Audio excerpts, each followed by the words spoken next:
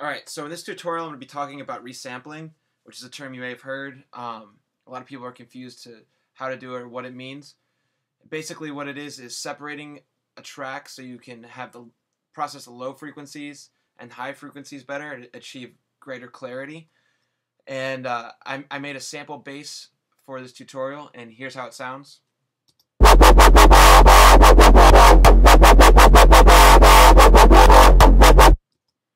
So if you think that sounds good, then keep watching, and if you don't, you can go suck a fart and do something else.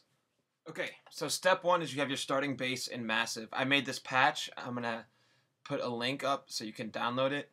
Yes, I'm finally giving away a patch because the point of this tutorial isn't how to make the patch, it's how to do resampling. But here's how it sounds.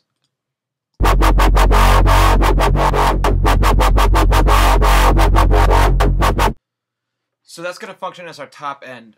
And what we want to do is make a low end, like a sub bass, that's going to mimic exactly what the top end is doing. So it matches up and gives you a nice heavy low end. So what we're going to do is duplicate this track.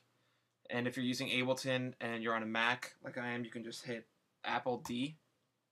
And that makes an exact duplicate of it. I'm just going to solo this one.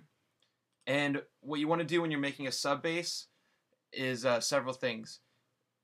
The first thing is the voicing. You want to turn this down to 1 because you just want one voice that's going to be, you know, your sub bass right down the middle. So also turn off the pan positioning because you want it to be centered. It's just going to be mono right down the middle. And any kind of pitch cutoff, turn this down. Make sure it's all the way over, or you can just turn it off. We're also just going to use one oscillator. So let's just use this top one, and we'll see how this sounds right now. What you want to do is use one of these oscillators, like a sine or a smooth square. We'll go with the sine right now. And let's see, we'll turn this down a little bit more. But you want to take off any effects or anything that's going to affect what's on top, and you just want it to be as smooth as possible below. So take off this hard clipper, you know, the dimension expander, because those aren't going to do anything to the low end that's going to be useful.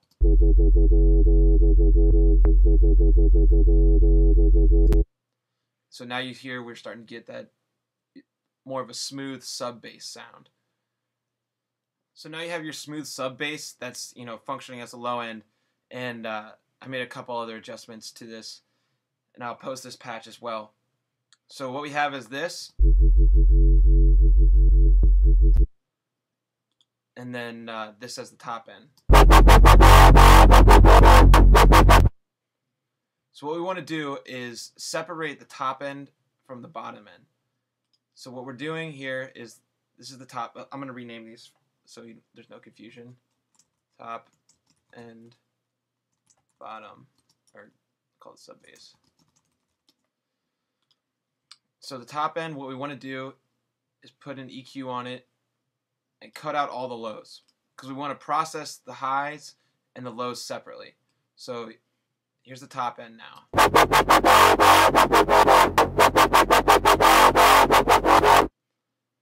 And we're going to do the same for the sub bass, except cut out any highs.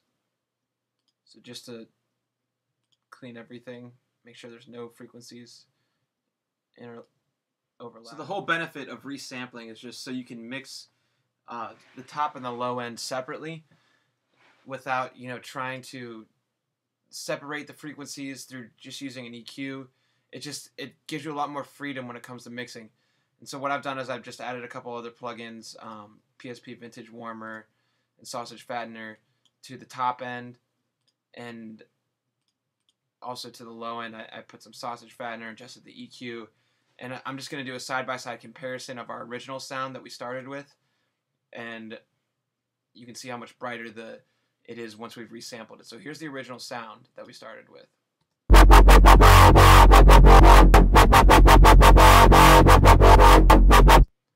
And here's how we ended up.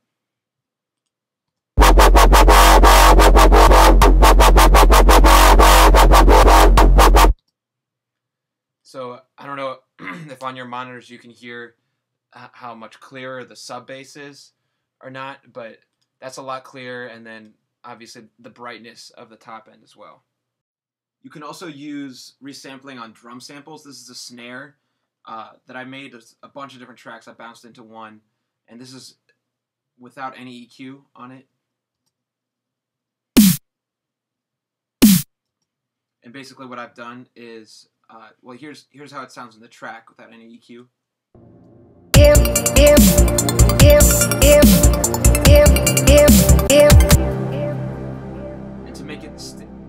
to make this snare stand out, I just duplicated it right here, and I put an EQ on it and boosted the highs and cut the lows, so it just separates them. And then, you know, on this one, I'll turn this EQ on now, and I cut the highs out. So here's what they sound like together.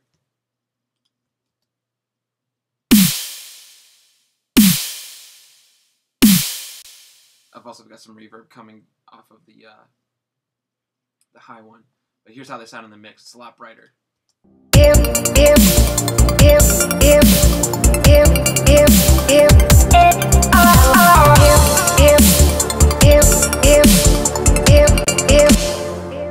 So that's pretty much it. I hope this, you found this helpful. If you did, give it a thumbs up, like it, or subscribe or something. Check me out on Facebook. I'm going to have those patches available to download. There'll be an NMSV file, so you're going to have the most recent version of Massive. But besides that, have fun, eat your vegetables, and check out this preview of a new remix I have coming out soon.